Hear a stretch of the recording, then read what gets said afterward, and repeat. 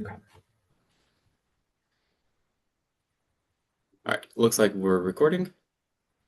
So today, I'm here with, my name is Joshua Elias. I'm here with Alondra Silva, and we'll be talking about a couple different types of project lifecycle models. Hi, Alondra Silva. All right, so that's kind of what we're doing today. We're going over some project models. We're going to talk about how they're different than just kind of the standard PMI model. I don't know if you can hear my daughter. She's yelling at me through the door to stop talking. So the standard PMI model from this is what we pulled from chapter 3. It has 4 phases. The initiation phase when things are getting started, we're identifying those needs and we're presenting just whatever solutions kind of come to mind. Then we have the Mm-hmm. planning phase. We're developing those solutions in more detail, trying to be as specific as possible, identifying work to be done, and then scheduling. Implementation is when we're going to start actually doing things, putting that plan in motion, and then updating as we go. And then lastly, our closing phase is going to be where you have the release of your final deliverables and then any lessons learned. So the model that I found is the Scrum model. It's a type of agile model, and it has also 4 phases. So it has the initiation phase. I keep saying phase. I don't know why. Initiation phase. And in this model that I found, they're calling it vision, project vision. Mm-hmm. Then you have planning, and then sprint, and then your deployment. And sprint is where this one really differs. You can kind of see it there in the middle. It has a lot of smaller parts to it. But they use this model a lot for product development. So it's used a lot in online spaces and tech kind of areas. It's a really team-oriented model. So it works. Every team has their project, but you're working as a larger unit. So every team kind of goes and works on their own thing, and then brings it back, and then they go and work on their own thing, and they bring it back. So it's a really iterative design. We're gonna say we're gonna sprint and we're gonna work on this for 1 to 4 weeks, and then we're gonna send it to the consumer. Did we do a good job? No. All right, we're gonna do it again. Okay. Um, and then another thing that's kind of interesting with this is that part of it is the daily stand-up, which is every day you're going in, you're gonna stand up and say, "This is what I did," or "This is what we're going to do."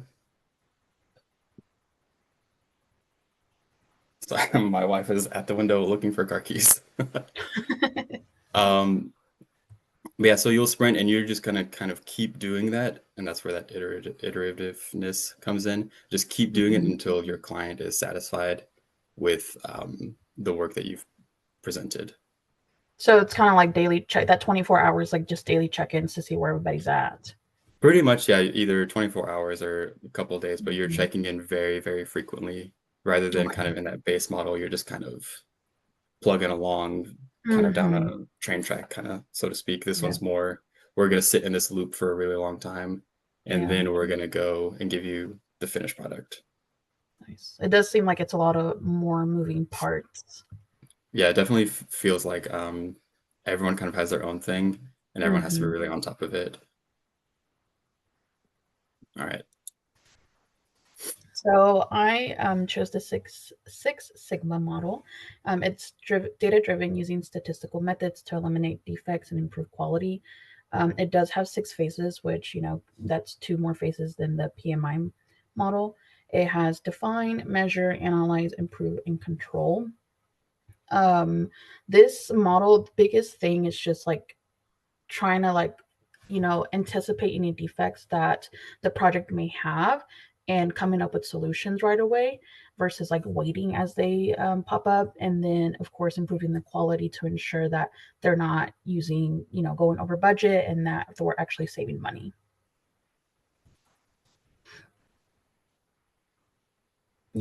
So, as you can see in this cycle, it starts with defining the problem, measuring, quantifying the problem, identifying the cause of the problem, implement and verify the solution, and then maintain the solution. And so it's just a continual spiral. Advantages of this model: it's structured and data driven. It reduces defects, it improves quality, and saves costs and leads to efficiency gains, which is, that's what every company wants. Disadvantages include specialized training. So, as you see there, it says black belt and green belt. You're probably thinking, karate, taekwondo, jiu-jitsu. But black belt in Six Sigma is a person who usually works the project full time. They typically lead 4 to 6 projects a year, and then they are carefully selected and go through extensive Six Sigma training. And then with the green belt, they